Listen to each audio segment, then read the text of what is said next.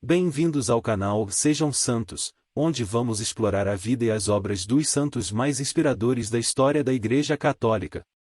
Nós vamos compartilhar suas histórias, seus ensinamentos e seus exemplos de virtudes, esperando que possam nos inspirar a viver de acordo com os ensinamentos de Cristo.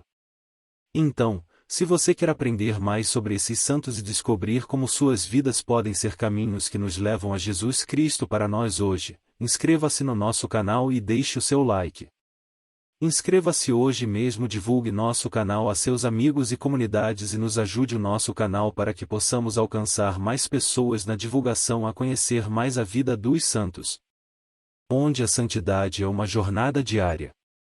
Faça parte dessa comunidade de busca pela santidade.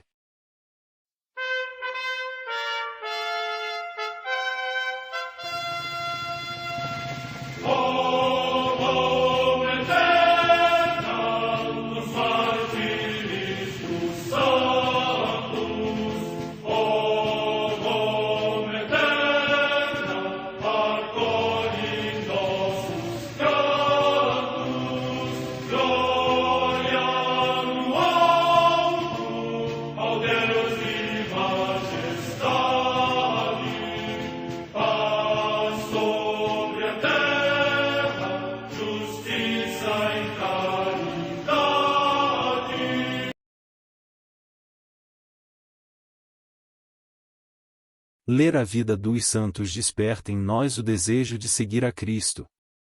Através de suas vidas podemos aprender as virtudes, a sabedoria e o amor de Deus.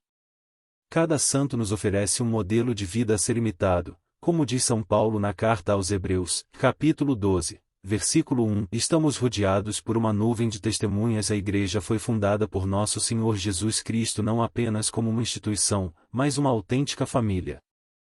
Os santos mártires, confessores, doutores, as virgens, os santos pastores e todos os demais santos são realmente nossos irmãos que nos precederam no caminho da fé e já estão no céu, para onde também iremos nós, pela graça de Deus. Portanto, sede santos, assim como o vosso Pai Celeste é santo. Mateus capítulo 5, versículo 48. Hoje, dia 12 de dezembro, celebra a Igreja a vida desse grande santo, Bartolomeu Bompedoni, bem-aventurado. A Santa Madre Igreja celebra também nesse dia os santos. Nossa Senhora de Guadalupe, no México, cujo auxílio materno a grande multidão do povo implora humildemente na colina de Tepeyac, perto da cidade do México, onde ela apareceu, saudando-a confiadamente como estrela da evangelização dos povos e protectora dos indígenas e dos pobres. Comemoração dos santos mártires de Alexandria, Epímaco e Alexandre, que, no tempo do imperador Décio, depois de longa prisão e vários tormentos, foram queimados vivos por causa da sua fé em Cristo.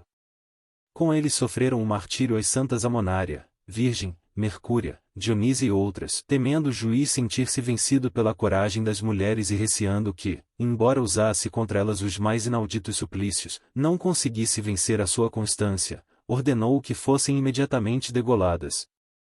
Morte no ano 250. Na ilha de Chipre, Santo Espiridão, bispo, verdadeiro pastor das ovelhas, cujos feitos admiráveis estavam na boca de todos. Morte no ano 348.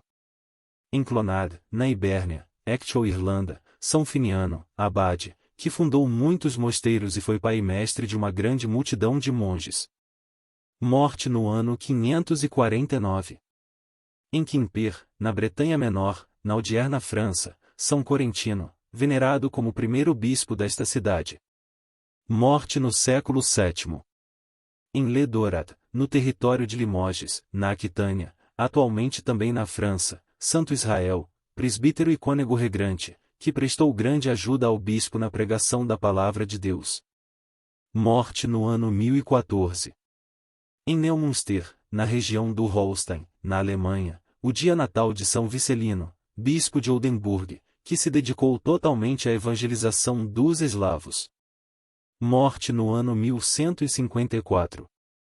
Em Celloli, localidade da Etrúria, hoje na Toscana, região da Itália, o beato Bartolo Bompedoni, presbítero, que, atingido pela lepra aos 60 anos, obteve dispensa da paróquia e, vestindo o hábito da Ordem Terceira de São Francisco, se retirou numa leprosaria, onde atendia pacientemente a todos os que ali se encontravam recluídos. Morte no ano 1300.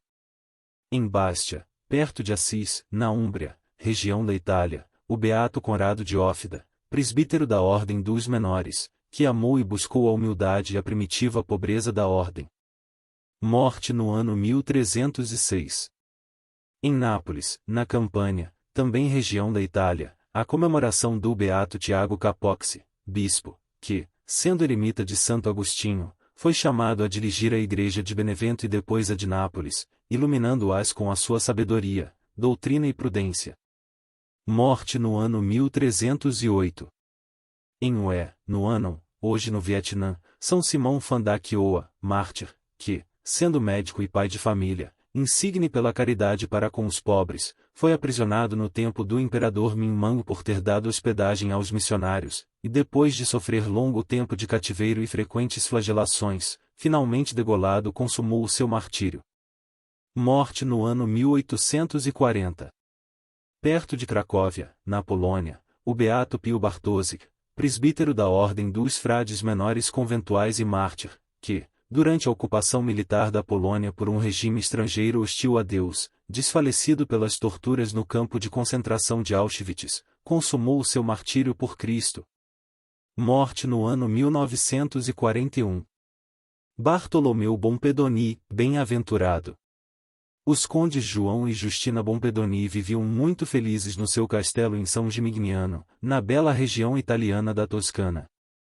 A felicidade ficou completa quando nasceu o filho, em 1228, batizado com o nome de Bartolomeu. A família, muito religiosa, educou-o dentro dos princípios verdadeiros da doutrina cristã. Ele cresceu humilde, caridoso e voltado apenas para a religião, apreciando mais a simplicidade que o luxo. Na juventude, quis seguir a vida religiosa. Mas os pais foram contra. Queriam um único filho junto de si cuidando dos negócios da família. Decidiram que era melhor que ele se casasse. Acertam a aliança com uma nobre família, cuja bela filha, cristã e caridosa, também aguardava por um matrimônio apropriado. Mas no dia do noivado Bartolomeu fugiu. Procurou acolhida no mosteiro beneditino de São Vito, na vizinha cidade de Pisa. Não ingressou como noviço. Decidiria isso só depois. Ficou lá apenas trabalhando como enfermeiro entre os doentes.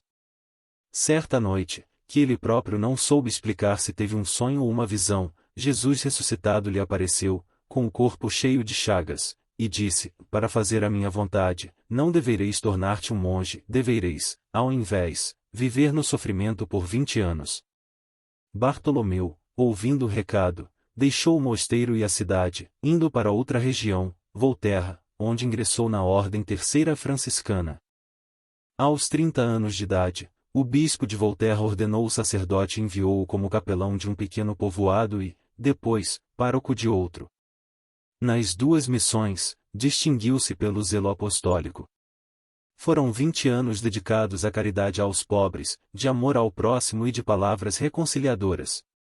Padre Bartolomeu era amado por todos, ricos e pobres.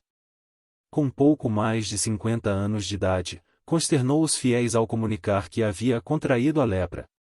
Chegará, então, o momento do seu sofrimento. Naquele tempo, a doença significava total exclusão social, ou seja, era morte em vida.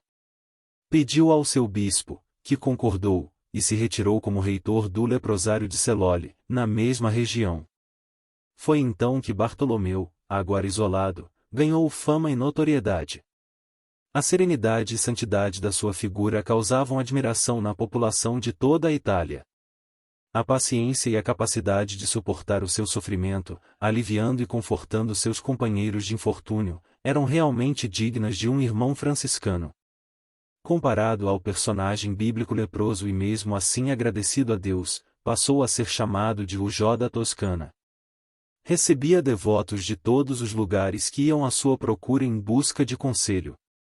Aos que se lamentavam de qualquer dificuldade ou doença, respondia com a alegria dos santos: não sabes que precisava que Cristo sofresse para entrar na sua glória? Morreu 20 anos depois, em 12 de dezembro de 1300, aos 72 anos.